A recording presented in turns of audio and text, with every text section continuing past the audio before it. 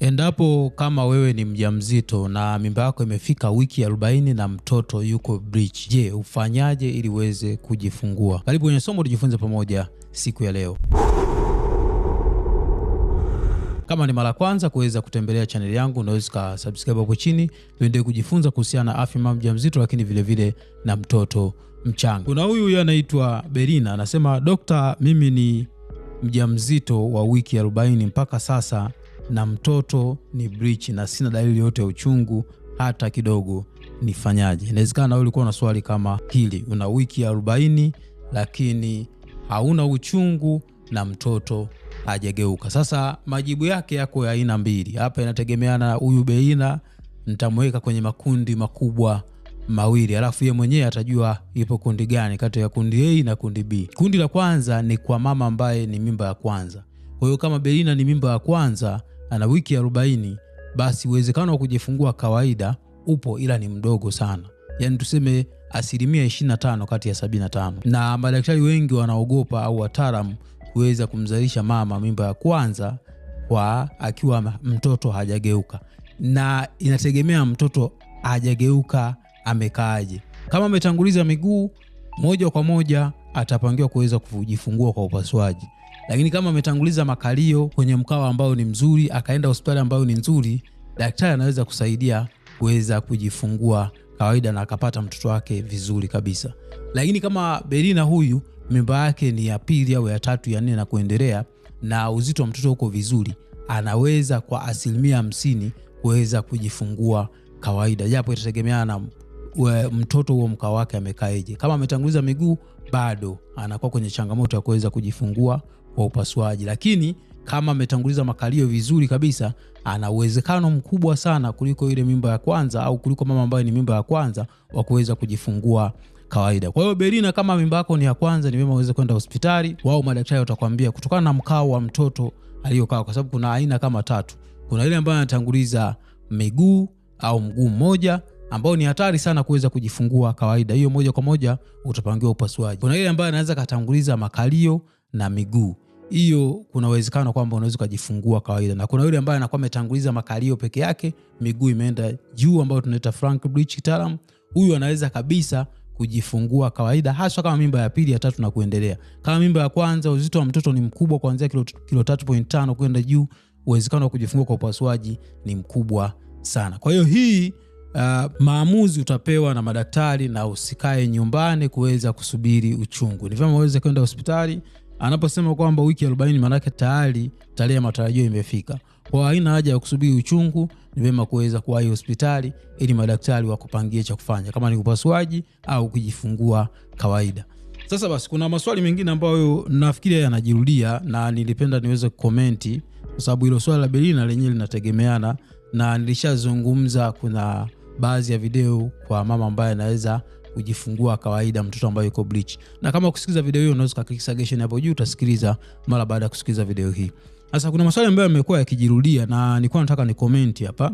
Kwa mfano, kuna huyu anasema huyu anaitwa Nuru anasema, "Dokta, mimi nimefikisha wiki 40 na tarehe ya matarajio imepita." Si kweli. Wiki 40 ndipo ambapo tarehe ya matarajio inagota. Yaani kama leo hii wewe ni mjamzito na wiki 40, maana yake leo hii ndio tarehe ya matarajio. Kwa hiyo tarehe ya matarajio haijapita, ina maana hiyo comment na haikanusha. Ila nasikia tu maumivu kuchini, misuli ya mapaja inakaza pia, na kiuno na uchafu mweupe unatoka, lakini uchungu wa kukaza bado. Siwezi hata kutembea, shida nini? Sasa ukiangalia kwenye hii comment, unakuta hapa juu nimeandika kabisa wiki ya 40 hakuna uchungu, fanya mambo haya. Kwa hiyo huyu mtu anauliza swali ambalo kwenye video nimeshazungumzia. Nilichokuwa nataka niseme ni kwamba akina mama wengi mkija YouTube kwenye channel yangu mnauliza maswali ya video hamsikilizi. Kwa hiyo unakuta mtu anauliza kitu ambacho hiyo video inazungumzia kitu hicho hicho, lakini anauliza kitu hicho hicho. Kwa hiyo inakuwa inaleta changamoto. Na wakati mwingine comment yangu wakubwa, nifuatilia video zetu hapa YouTube, au kama unahitaji maswali ambayo ni specific, unahitaji kuzungumza na mimi direct, unaweza kupewa namba ya WhatsApp na ukazungumza. Na WhatsApp kuna utaratibu wake tofauti na hapa YouTube. Kuna huyu mwingine yeye alikomenti akasema, "Asante dokta, nimepata majibu. Mwenyezi Mungu akuweke, akuzidishie kila unapotoa." Hao wengine ni wale ambao wanasikiza video mpaka mwisho. Kwa hiyo anajifunza na anapata majibu yake. Kwa hiyo Nuru, unatakiwa kuweza kusikiza video vizuri na mwisho wa siku ukajifunza kitu ambacho nakuwa nimekiweka. Kuna huyu mwingine anaitwa Joyce Luka, anasema kwamba mimba ya wiki 5 ila maumivu makali ya nyonga. Sasa sijaelewa hii comment yake. Kama ni swali, hapa juu ukiangalia nimeshaweka video. Yana na comment chini ya video ambayo juu yake ni video ambayo nimeelezea mjamzito kupata maumivu ya kiuno au maumivu ya nyonga kwa mama mjamzito. Na hapa nilikuwa nazungumzia kwa ujumla. Kwa hiyo ameuliza swali, lakini vile vile video ya juu inazungumzia swali hilo hilo na hajasikiliza video. Kwa mfano kuna ile nyingine hapo juu, kuna video ambayo nishakuwa nimeiandaa inasema, je, kimo cha tumbo ufanana na umri wa mimba? Chini yeye akauliza akasema, Dr. mimi naitwa nadhani ametumia akaunti ya mtu mwingine. Dr. mimi naitwa Zailati, nina mimba ya wiki 24. Nilivyopimwa nafikiri ni huo urefu wa tumbo upo 20 kwa 27. Hapo sijaelewa, je ni sahihi au kuna tatizo? Please doctor, naomba majibu. Kwa hiyo ukiangalia huyu mtu ni hajasikiliza video. Angekuwa amesikiliza video angeweza kujua kwamba tofauti ya umri wa mimba na kimo cha uzazi au kimo kile cha mji wa uzazi au tunaita fundal height. Angeweza kujua kwa kusikiza hii video, kwa sababu nimeelezea video. Changamoto kubwa ambayo nimeona sijui ni kwamba watu wanakuwa wanakosa bando. Kwa hiyo anafungua tu ile video inavyoanza, ninavyotoa pale kwenye mwanzo au utangulizi wa video kutambulisha na kusema baadhi ya mambo unapoanza kufundisha, basi moja kwa moja inaenda kwenye comment section na kuanza kuuliza swali. Lakini kumbe swali ambalo anauliza tayari liko kwenye video. Na video zangu mimi ni za elimu. Kwa hiyo ni video ambazo ni ndefu na naelezea kwa kina ili mtu aweze kujifunza. Wale ambao wanasikiliza wanaendelea kujifunza, lakini ambao hawasikilizi basi mara nyingi wanawaambia wafuatilie video zetu. Na ukiona umekutana na comment kama hiyo, fuatilie video zetu, maana yake kuna sehemu hujasikiliza video au kuna sehemu umeenda haraka, maana yake labda bando lako linaisha haraka. Kwa hiyo unataka shortcut. Na kama unataka shortcut unaweza kunitafuta WhatsApp, kuna utaratibu wake, utapewa utaratibu. Ukifuata huo utaratibu utauliza maswali yako ambayo ni specific. Na sio kila swali huwa najibu hapa YouTube. Kuna watu wengine wakiuliza maswali ambayo ni ya privacy, yanahitaji usiri.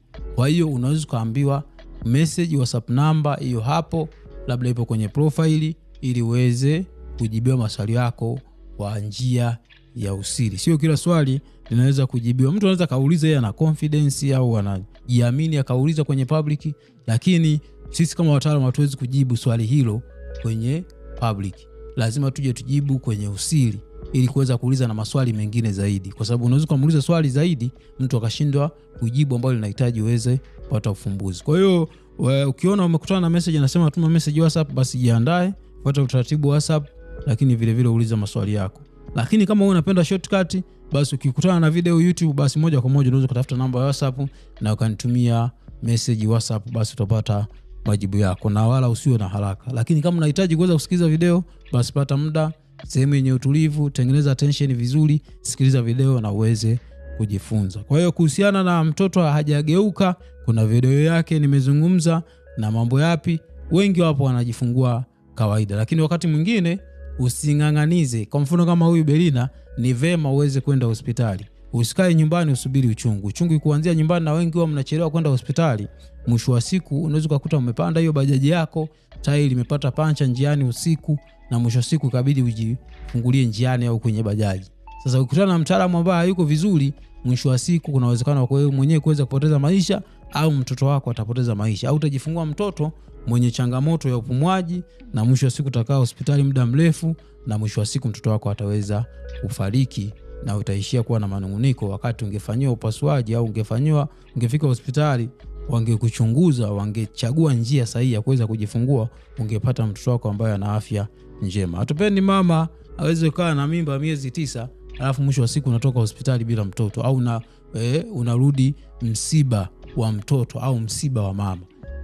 Ukiona imetokea hivyo ni bahati mbaya au kuna changamoto nyingine ambazo zimetokea, lakini mara nyingi hatupendi hivyo sisi kama wataalamu. Kwa hiyo na wewe jizingatie, ujipende, upenda mtoto wako. Wahi hospitali, imefika wiki 40 mtoto hajageuka, nenda hospitali, usubiri uchungu nyumbani. Ukiwa na swali zaidi unaweza kuniuliza hapo chini, mimi nitakuwa tayari kuweza kujibu swali lako wakati wote. Sasa kama ulikuwa unajiuliza maswali, umeshajifungua kwa upasuaji mara moja na unatamani kuweza kujifungua kawaida mimba inayofuata, au mimba ya mwanzo labda ulijifungua kwa upasuaji kwa sababu ambazo zimepelekea upasuaji lakini sio za kujirudia, mimba inayofuata au mimba ya pili, au inawezekana mtoto wa kwanza ulijifungua kawaida, mtoto wa pili ukajifungua kwa upasuaji, labda alikaa vibaya, alikuwa ametanguliza makalio kama hivi, na mwisho wa siku umeshabeba mimba ya tatu, unataka kujifungua kawaida. Ufanye mambo gani au unatakiwa na vigezo gani? Unaweza click suggestion hiyo hapo, utasikiliza video hiyo. Ukiwa na swali zaidi niuliza hapo chini, nitakuwa tayari kuweza kujibu swali lako wakati wote. Karibu sana.